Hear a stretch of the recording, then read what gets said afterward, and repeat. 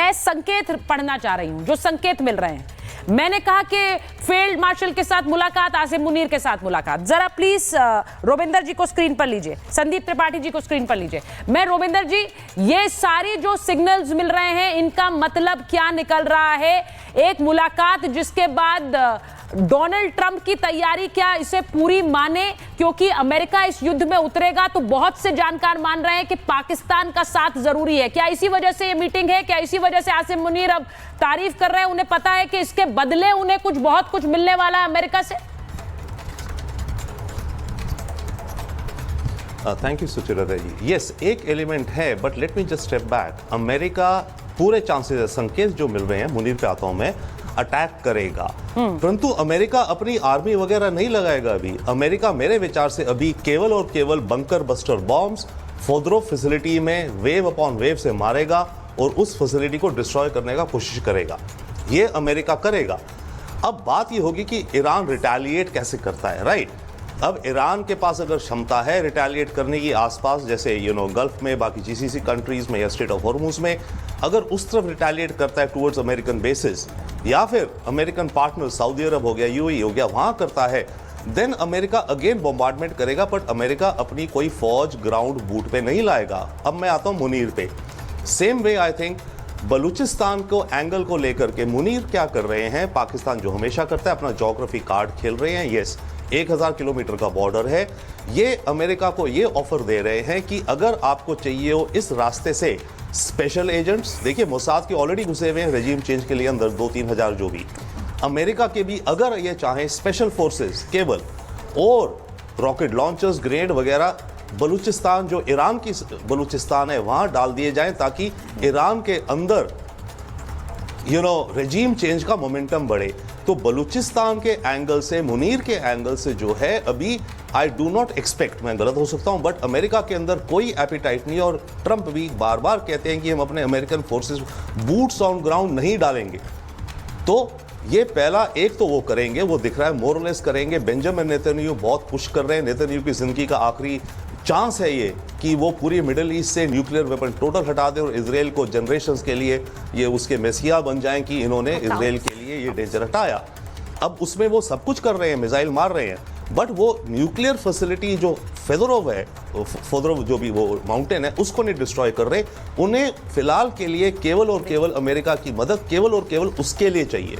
अब सर, आज देखिए, आज एक और बड़ी बात है, आज एक और बड़ा जो मैं टॉकिंग पॉइंट है वो ये भी कि क्या ईरान जिस तरह के हमले इजराइल पर कर रहा है, क्या उसमें भी एक सरप्राइज एलिमेंट है? इजराइल ने सोचा नहीं था कि ईरान इस क्षमता के हमले कर सकता है जो हम इस वक्त देख रहे हैं, और क्या इससे भीषण भी हमले करेगा? मैं एक बार जरा बड़ी खबर बता रही हूं कि ईरान के लोगों से सर्वोच्च नेता खमनेई ने क्या कहा है। वो कह रहे हैं इजराइल को खुली मदद कर रहा है अमेरिका, और वो ये भी कह रहे हैं कि ईरानी सेना को साजिशन कमजोर बता रहे हैं। अब देखिए, उनका ये कहना है कि एक प्रोपोगेंडा है जिसके तहत ईरान की सेना को कमजोर बताओ, इजराइल की सेना को मजबूत बताओ, लेकिन हमारी सेना हमले कर रही है, भीषण हमले कर रही है इजराइल पर, और वो हम जारी रखेंगे। अब मैं आपको जरा वो तस्वीर भी दिखाना चाहती हूं जिसके अंदर इजराइल पर जो हमले हुए हैं उसकी तस्वीर जरा आप समझिए वो कैसे हुए हैं। इजराइल के अंदर तबाही की जरा 1-2 तस्वीरें आपको दिखाती हूं, उसके बाद आपको समझ आएगा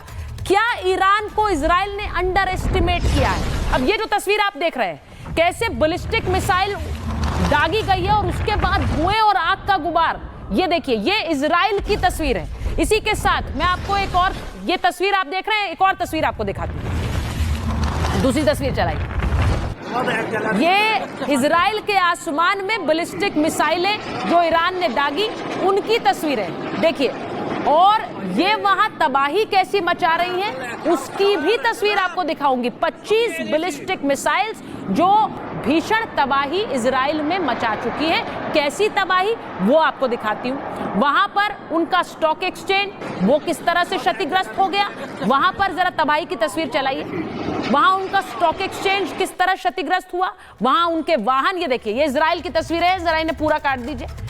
रिहायशी इलाके पूरी तरह से ध्वस्त हो चुके हैं। कितनी बिल्डिंग्स ऐसी हैं जो ध्वस्त हो चुकी हैं, ये इजराइल के अंदर की तस्वीर है। अगर कोई ना बोले तो शायद ये लगेगा कि इजराइल ये भीषण हमला ईरान पर कर रहा है, लेकिन इजराइल को भी मार पड़ रही है।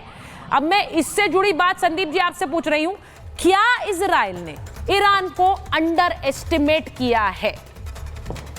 जी आप सही कह रही हैं कि सिर्फ इजराइल ही नहीं, इवन अमेरिका ने भी अंडरस्टिमेट किया था। और जो अभी आप बता रही थी किस तरीके से ट्रंप ने अपनी सेना को एक्टिवेट किया है, स्पेशली जो मिलिट्री एयरबेसेस हैं जितने भी मिडिल ईस्ट पर है, तो एक तरह से जब ये पहला एक संकेत मिल चुका है अमेरिका को, स्पेशली ट्रंप की बात कर रहा हूँ, कि अब इजराइल जो है अपने दम पर फेस नहीं कर सकता है ईरान को, और इजराइल का विश्वास टूटा, बैकफुट पर आया, और जो एक ऑफेंसिव मोड था इजराइल का वो खत्म हुआ, जैसे भी आपने भी चित्र दिखाया। सबसे बड़ी बात यह है कि इसी दौरान जिस तरीके के आसिम मुनीर और ट्रंप की जो मुलाकात हुई, और अभी हमने देख रहे थे कि जो ईस्टर्न बॉर्डर है ईरान का, तो एक तरह से साइकोलॉजिकली देखिए, सच में फैक्ट ये है कि ऐसा कुछ नहीं होने वाला है कि पाकिस्तान पूरा अपना कॉरिडोर दे देगा ईरान पर अटैक करने के लिए, लेकिन एक साइकोलॉजिकली दबाव बनाने के लिए ये जो लंच दिया गया आसिम मुनीर को कि देखिए जो 909 किलोमीटर की जो सीमा लगती है ईरान के साथ,